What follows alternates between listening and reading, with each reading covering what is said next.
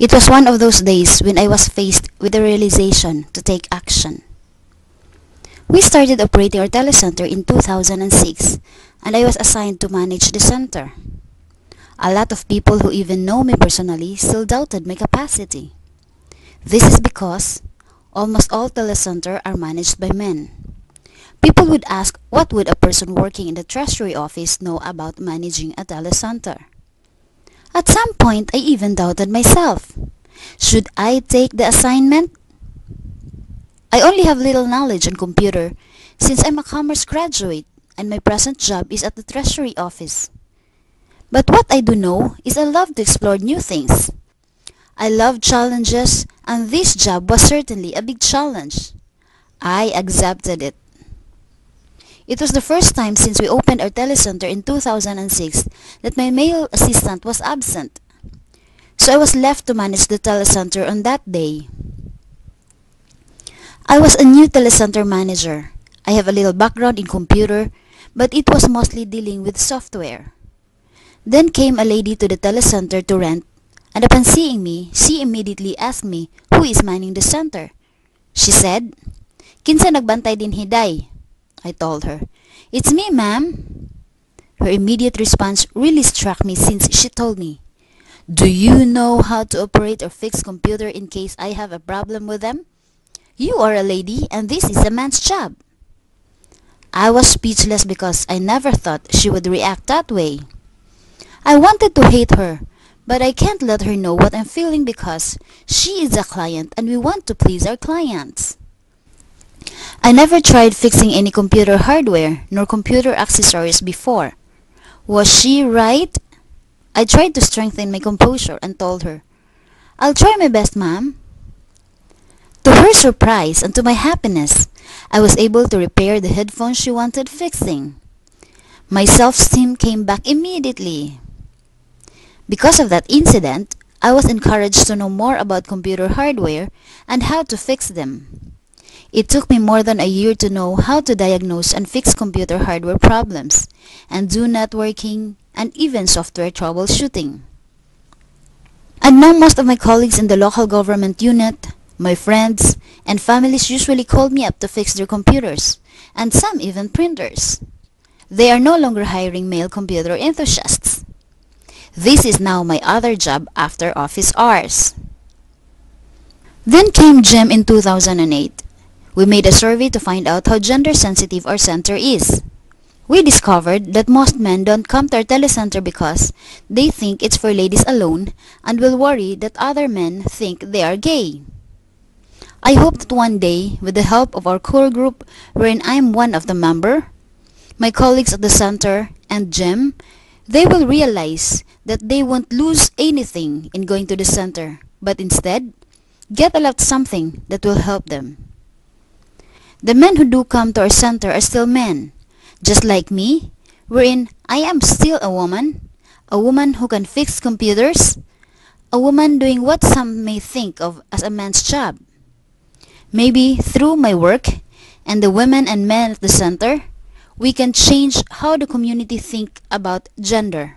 All I have to do is do some information campaign to every sector or every barangay about the importance of GEM at the telecenter. I know GEM doesn't only help us a lot in addressing the needs of the telecenter. It can help address the needs of every man and woman in our community more broadly.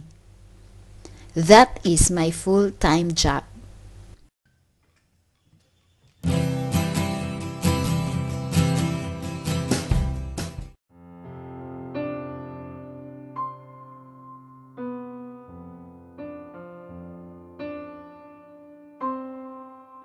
In 6 remote villages of Mysuru district in South India, IT for Change has helped women from socially marginalized communities set up village information centers.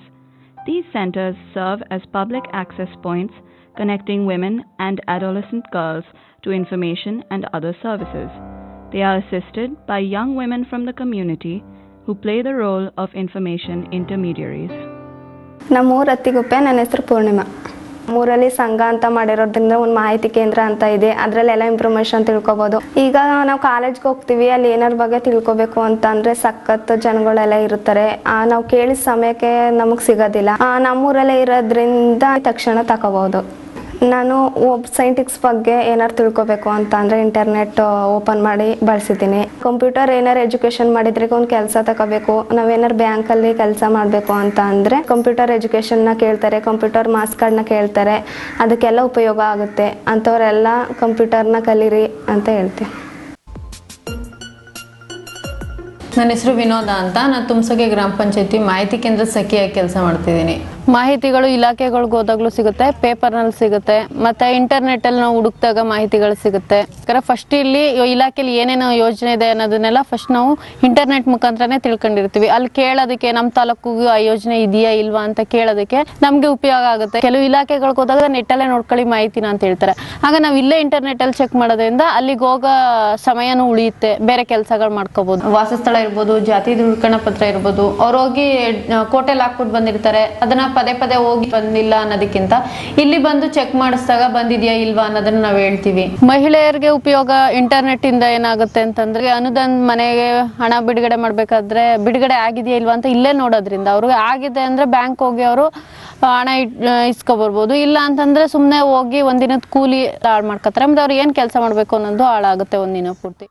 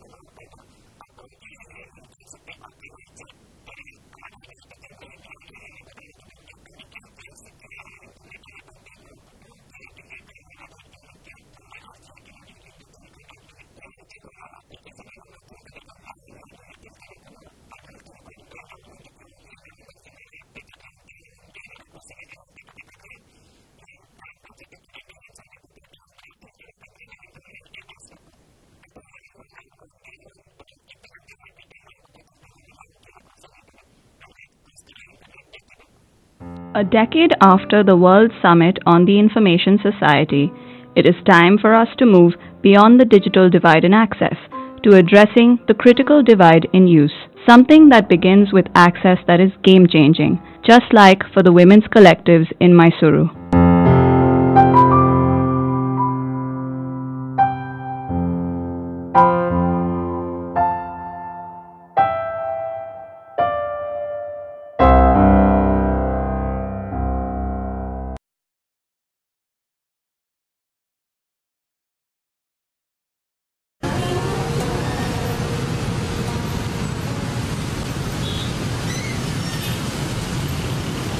Nggak kelihatan nih. Ada. Udah berhak sehat. Pakai pedal ya, Mbak ya.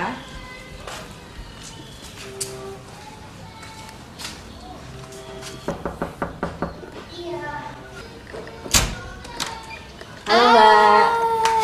Saya Manda, Mbak Ayu. Iya, silakan masuk. Makasih Mbak. Ada Facebook, ada Twitter, ada blog, ada website. Dan ternyata memang itu peluang gitu. Lalu kami teman-teman melihat bahwa memang ternyata informasi HIV/AIDS ini cuman diakses sama orang-orang yang nggak ngerti. Itu cuma 15%, kecil banget, kecil sekali ya? Di luar dari sosial media. Itu mulailah kita mengkampanyekan hal ini melalui sosial media. Ada Facebook, kita punya 2 Facebook, ada Facebooknya Koalisi AIDS sama Oda Berhak Sehat. Kemudian kita punya fanpage juga di Facebook page, ada 3. Ada Indonesia AIDS Coalition, Udah Berhak Sehat juga ada, sama Info HIV/AIDS. Jadi kita punya segmentasi. Koalisi AIDS itu berbicara soal apa, Udah Berhak Sehat bicara soal apa, juga Info HIV/AIDS. Kemudian ada Twitter. Oke. Kalau Twitter kita ada 4. Ada Udah Berhak Sehat. Nah, lihat ya, Nih, aku bantu teman-teman bahwa perempuan dengan HIV bisa loh menikah, begitupun laki-laki gitu kan. Orang dengan HIV bisa menikah, dengan orang sehat pun bisa. Jadi di maintenance ya kan. Kemudian apakah bisa punya anak? Bisa. Apakah bisa melahirkan normal? Bisa. Terus nanti anaknya ketularan dong. Jadi kan ada banyak informasi yang teman-teman nggak tahu, dan itu harus dimotivasi bahwa aku sama Mbak Manda sama. Gitu. Bedanya cuma virus. Diskriminasi itu selalu akan ada sampai kapanpun. Gak hanya disabilitas, teman-teman non disabilitas pun juga ada diskriminasi. Cuman kita lebih diskriminasi berlipat, ya kan? Apalagi untuk perempuan. Dan diskriminasi udah perempuan, disabilitas pula lebih berlipat gitu. Nah, diskriminasi untuk mengenai hak gitu ya. Maksudnya di sini kita kan memperjuangkan hak kita. Kita kan nggak menuntut hak aku harus ada sekolah pendidikan segala macam, tapi kan kita juga berhak gitu. Kita nggak perlu dikasihani gitu. Kalau misalnya kita buat campaign apapun, memang sih sama ini kalau kita lihat di TV, majalah atau segala macam, itu memang kalau TV kan kita disabilitas kan untuk khususnya tunarungu kan bisa dengar, ya kan. Jadi takutnya pesan itu nggak sampai juga gitu. Terus kalau akhirnya kita coba, kalau di majalah memang ada, tapi kan majalah kan sebulan sekali ataupun nggak tiap hari gitu. Akhirnya kita menggunakan sosial media karena itu cepat gitu. Hari ini juga, detik ini juga, informasi yang akan kita sampaikan itu sudah dapat di masyarakat. 80% itu teman-teman pakai Facebook. Pakai Facebook ya? Karena kenapa kita harus pakai Facebook? Karena itu kan lebih ke ini ya, visualnya lebih dapat. Karena semua kan kegiatan kita kan di situ semua. Kegiatan kita, terus dari foto dan segala macam, itu kan Facebook kayak ngobrol langsung. Jadi setiap kita update, setiap kita pesan apapun itu ada gitu. Cuman kalau memang lebih kayak Twitter, itu lebih ke status ya. Kita lagi apain hari ini, gitu, apa segala macam, itu cepet juga. Cuman kurang visual gitu.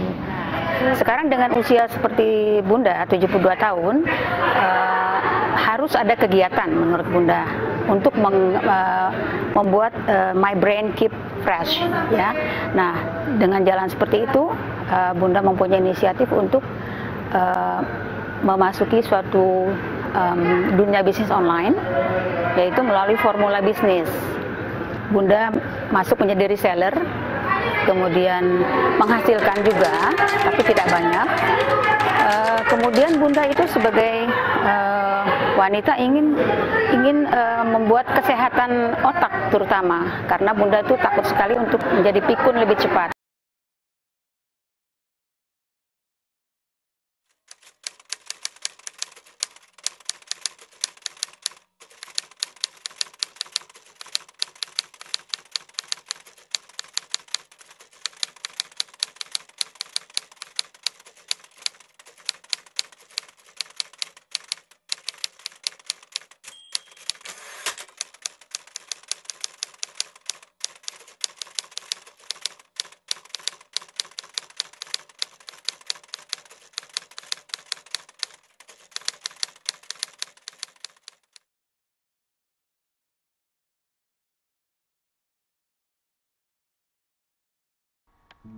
Healthy women, healthy society. ICT and the need for women's empowerment in Yemen. A journey.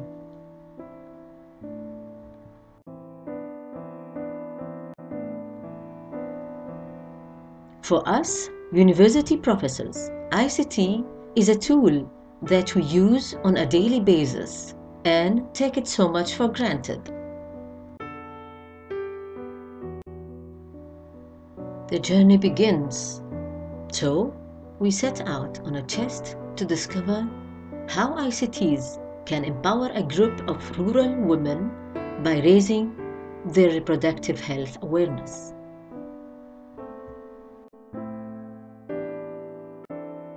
And what we found rendered us. speechless, and somewhat helpless. Poverty, whoever said poverty has a female face, was unfortunately, in our case, right. Most of the women we met were poor, so poor that they could barely make both ends meet. Buying cell phones or computers or paying for internet services remained beyond their means.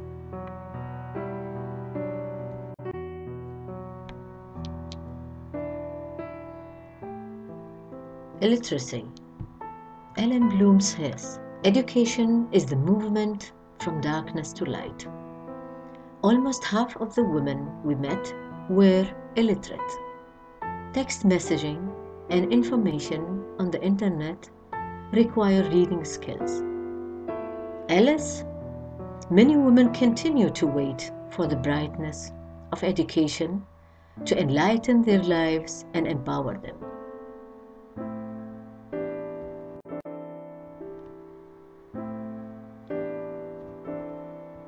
Gender discrimination and sexism. Some of the females we encountered were born and raised in households where they were taught to be obedient and submissive to authority, and hence they failed to develop independent thinking and decision-making skills. Implementing ICTs as an empowerment tool for them was a concept difficult to grasp.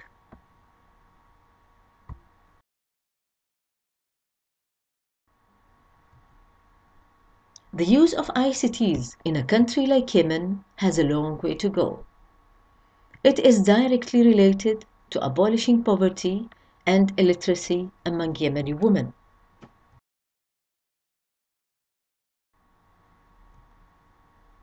There is also a need for change in all those social, cultural, and religious beliefs that inform Yemeni women's gender sense of identity and, as a consequence, their health-seeking behavior. The journey towards empowerment continues. Hello from the Hot Douala. I'm Giselle Yitamben, researcher, member of Grace Network. This is about Radio FM Balmayo, a community radio in the small town of Balmayo in the south of Cameroon. It was set up by a group of women to fight against persistent discriminatory practices that the women are facing in that region. These practices are forced marriages, polygamy, liberate, and many others. It was created to serve as a space for expression and mobilization of women and men to get the women out of the deadlocks in which they are trapped. During our research, we find out that many women were formatted to think that certain aspects of their society were untouchable truth, and that particular way of being and behaving were how it should be. So bringing changes in the society needs a lot of synergy from goodwill of people in the community. Let me share with you a very quick example. One of the programs of the radio was about marriage and widowhood. According to the custom of this area, women does not inherit her father, neither her husband. After following a debate on the subject, a woman who has lost her husband some months ago came back to the radio station to get more explanation. Prior to the death of her husband, the man has left the marital home and was staying with a concubine and never asked for a divorce with her legitimate wife. When he died, the concubine started to claim ownership of the belonging of the defunct. She was even encouraged in that act by a member of the family of that defunct. So after much frustration, encouraged by the personnel of the radio, and even pushed by her kids that have also been the victim of the situation, she decided to take the issue to the modern courts and obtain the judgment of heritage that the brothers and sisters of her defunct husband were blocking, and was then able to get access to the inheritance she was entitled through the modern law. The radio that was put in place for women stayed idle for some time. It was men who used it to help their sisters and friends to put forward their problem. It took time for women to break the silence. Today, almost everybody in the community is on board for the collective changes desperately needed, both philosophically and practically. The conversation and the interaction in the community is allowing needed value to emerge organically. Thank you. All right. Hi. My name is Nancy Handabile. I'm a Zambian blogger, journalist, and I'm an actress. I have two blogs, essentially. One is called Diva Diaries. It's called Diary of an African Ballet. Basically, it's about my experiences as a young African woman, the lifestyle, sex, relationships. There's a whole lot of venting on that blog, by the way. I talk fashion, beauty, a whole lot of stuff that's just fun. You know, what's going on in Zambia, what's the latest. That's on the other one. Then the other one called Musings of Africa and the World, which sits on arushapot.blogspot.com, is more human interest based, more issue based. There I write a lot on tax justice, climate change, agriculture, women's issues, social accountability. Basically hard-hitting stuff. A lot of my investigative pieces go there. Why do I blog? Because I used to work for mainstream media, and a lot of the investigative pieces that I would do were not getting published because it was owned by government. And so I said, you know what, I'm going to start my own blog. Then I can write what I want as I like it with nobody censoring it. And I think so far it has worked, because I recently won Best Community Blogger in Zambia. Yay! So it's pretty exciting to have people write and read stuff on my blog. So yeah. My name is Susan Mwape. I'm a blogger, I'm an activist, I'm a writer. I work for an NGO that works around social accountability. What I do, and I run a blog called This Is Life. It's on the Blogger platform. I've been blogging for the past 8 years, and I generally blog about anything I like. One of the reasons that I actually blog is because I feel there's so many awesome untold stories about my country, Zambia. I come from a country that is very diverse. We have so many communities. We have people who have different personalities and perceptions. And what I try to do with my blog is actually to write more about those stories, because they all have different lessons. They all have a different audience, and I write about real things that happen in real life. So my stories are not necessarily fiction, but when people read the stories that I write, they always tend to assume that these are made-up stories, these are fiction stories, because my stories are often stranger than fiction itself. I enjoy writing because it gives me a moment to step out of myself and see the fun side of life. I always feel that if I find myself in a situation or in a place where events are happening and I find them hilarious, I believe it's always important to share that with other people. For instance, I have one of my classic stories from my neighborhood. Most of the stories I write are actually from the neighborhood that I live in.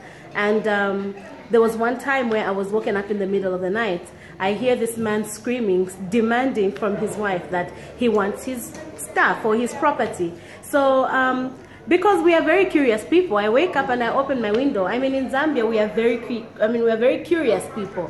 You see something, drama's going down, everyone gets up and they get into your business.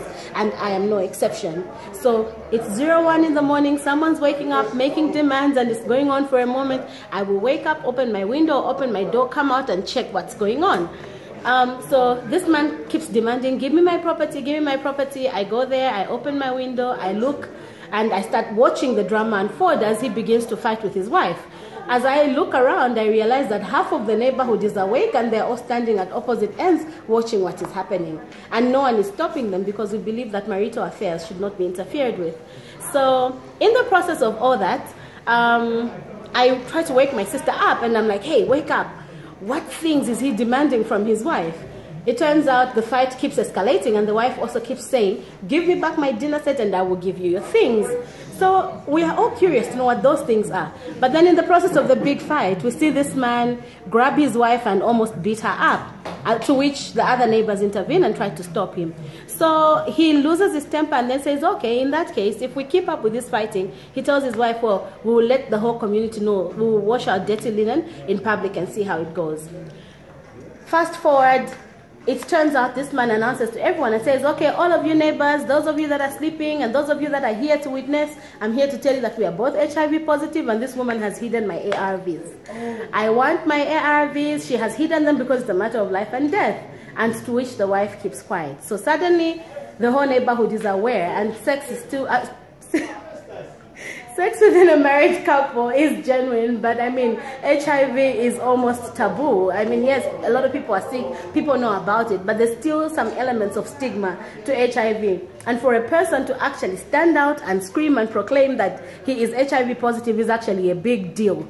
The moment he announced that, I closed the window, everyone walked away. The next morning, we were all very uncomfortable, saying hi and feeling like we were the ones like we were the ones that had actually told the world that we were HIV positive. So those are the kinds of stories that I share on my blogs.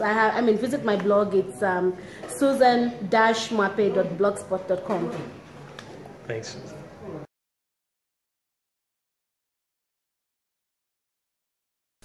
Hi, my name is Rhonda Zalesny Green, and I'm a PhD student at Royal Holloway University of London. I'm in the final year of my PhD study, which focused on the introduction of the World Reader app to a group of secondary students at a girls' school in Nairobi, Kenya. And Rhonda, what is the World Reader app? World Reader is an application available on feature phones as well as Android-based phones that facilitates access to a library of more than 6,000 books. A number of these books are traditional favorites from the West, but they also feature a lot of content from local authors from Nigeria, Kenya, South Africa, and so on. And describe to me the girls' school and the students you were dealing with in your research. So the school that I worked with is based in Nairobi in the eastern part of the city, and the student body is composed of a number of girls who come from very disadvantaged backgrounds. So we had a lot of single-headed households, we had orphans, we had girls who were responsible for taking care of their siblings and no other adults were around. And so many of these students really struggled to attend school, but did their best to attend every day. In the school I worked with there, I've had a relationship with them since 2011, so it feels nice to be at this point and kind of tying it all together and hopefully having had the opportunity to introduce something to their lives that they will find useful even after my time working with them. And so what was the pattern of use of the World Reader app in the beginning and then as it developed over time? Sure. So like most mobile learning interventions, when something is new and exciting, at the beginning the girls were online what seems like 24 hours a day, reading books, messaging me, telling me about the books that they had read about, and just generally becoming very familiar with the app. And I would say after about a month, which also coincided with the start of the second term of the school year, the usage stabilized. And what we tended to see is that the girls use the mobile app usually about once a day on average, and generally for about 20 minutes or so. And that is what we have seen through the rest of the study, which covered the period of an entire school year in Kenya, which runs from January to November of each year. And what was the limitation on them using it? Was it their desire to use it, or was it other factors in their life? Well, just like you see in most mobile for development stories, this tool was something that was life enhancing. The girls had access to materials that they never would have otherwise been able to reach. So for example, one of the books that was the most popular and read by almost every single girl in full was a book about sexual health, male condom instruction. And so this is a subject that would be quite taboo, yet for them, they were able to read it in a private manner and then also to discuss it with their friends. And so for me, things like this enabled them not only to learn, but to learn something that they can apply in other areas of their life. And so I think for me, having that kind of a transformation made the tool that was something that was valuable to them. They wanted to use it, but of course, one of the difficulties became the time. So I think when you look at issues of time and socioeconomic development, very often the focus is on women and how difficult their lives are. But before they're women, they're girls. And I think for me, what was most interesting to see was a disjointed discourse between saying, oh, we want girls' education, girls are important, we need to support them and lift them up. Yet, on average, the girls in my study had an hour or less that they could use for studying or any kind of personal development. So for me, even though this tool was transformative, their ability to make use of it to its fullest extent and the full potential was quite limited because of something like time. The time element was household pressures, because it was actually the girls were doing the housework and the boys were sitting watching. It was household pressure. I mean, maybe it's best if I paint a picture of their day. So most of the girls were up by 4 a.m., out of the door by about 5 a.m., walking to school or taking a matatu to school for on average about 45 minutes to an hour. Then once they were at the school grounds, they were responsible for cleaning up the school grounds, and then classes kind of began around 7 a.m. So then they were in school until about 3:30 p.m. They had extracurricular activities that on average ran until at least 6 p.m. Then they do that same journey home of about an hour, probably longer because of the traffic and in Nairobi and how many people are on the streets. And then once they're home, they are often tasked with getting food to cook for the evening, doing the cooking, serving the food, packing up the food, putting away everything, washing it. And by the time they get to that point, it's already 10 p.m. or later. And remember, I said they wake up at 4 a.m. So these girls are tasked with so much. And for the girls who I did in-home visits with, you could see that there was no shortage of people who could have helped with all of these tasks, but there was no help. It was the responsibility of these girls. And so for me, watching that really built a picture of what it's like for a student from this background, even in the city, because I think a lot of these things focus on rural settings, and there's just as much work in an urban setting as well. And for me, it was quite powerful because you would assume that she would have as much time as she needed for studying, but that's just not the case. And what do you think you've learned from looking at this use of World Reader in a girls' school, that you would go back to World Reader and say, what you really need is X? What were the things you learned from it? I think what they would really need is content that's localized for these various countries. So in this case, the Kenyan context has a lot of specific texts that the girls could use for revision materials, for exam preparation, and also just to follow along their curriculum. And that was the number one ask that I have from the girls in my study. And I think now that I reflect more on it, I think in part it was also because it would make it easier for them to justify to their parents or their guardians or whoever was in charge of them why they were using the phone so much, because it was one thing to say, hey, I'm looking up this educational content, but the parents always want to see that connection back to school. And so